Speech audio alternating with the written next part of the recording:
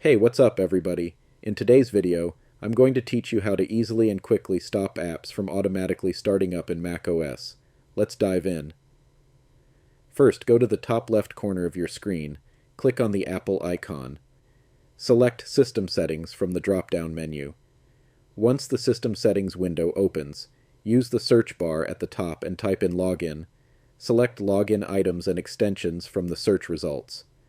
Now you'll see a list of applications that automatically open when you log in. Identify the app you want to stop from launching. For example, let's say it's Surfshark.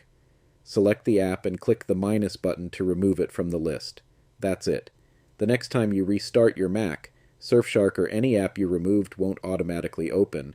If you scroll further down, you'll find another section listing background applications like Google LLC or Watchman.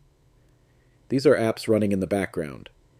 Review the list and decide if you want to disable any background processes. For example, if you don't need apps like Clean My Mac or Epic Games Launcher, you can turn them off here. There's another way to prevent apps from auto-launching. Locate the app's icon in the dock. Right-click or control-click on the icon. Hover over Options.